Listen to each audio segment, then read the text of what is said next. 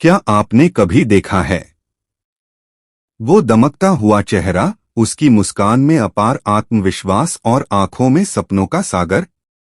ये थी ज़ीरा। 70 के दशक की वो अभिनेत्री जिन्होंने हिंदी सिनेमा को ग्लैमर और बोल्डनेस का एक नया आयाम दिया। 1947 में मुंबई में जन्मी ज़ीरा बचपन से ही अनोखी थीं।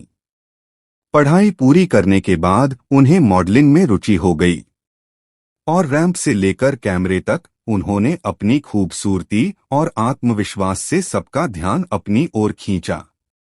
लेकिन किस्मत को कुछ और ही मंजूर था। 1971 में देव आनंद की फिल्म गैम्बलर रिलीज हुई और इसके साथ ही ज़ीरा ने बड़े पर्दे पर कदम रखा। फिल्म में उनकी मौजूदगी, उनका अभिनय और उनका आकर्षण दर्शकों के दिलों को छू गया। इस नई अभिनेत्री ने रूपहले पर्दे पर एक नई पहचान बनाई।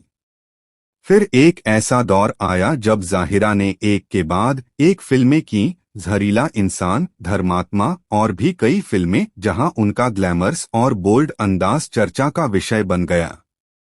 एक ऐसे दौर में जब फिल्मी अभिनेत्रियां ज्यादातर पारंपरिक किरदारों तक ही सीमित रहती थीं, ज़ाहिरा ने इन रूढ़ियों को तोड़ा।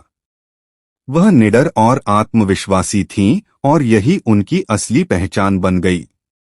लेकिन हर चमकती रोशनी के पीछे एक साया होता है। ज़ीरा का करियर ज्यादा दिन नहीं चला।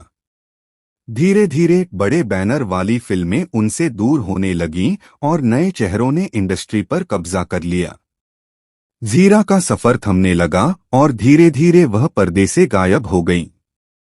एक समय था जब उनकी मुस्कान लाखों दिलों की धड़कन थी और फिर एक समय था जब वही नाम गुमनामी में डूब गया। ज़ीर को आज भी याद किया जाता है उनके साहसिक फैसलों के लिए, उनके उस अंदाज के लिए जिसने 70 के दशक की परंपराओं को बदलने की कोशिश की। ज़ीर हमें सिखाते हैं कि सिनेमा सिर्फ जीत और ग्लैमर का नाम नहीं है, यह हर कलाकार के दिल में बसी संघर्ष की कहानी भी है।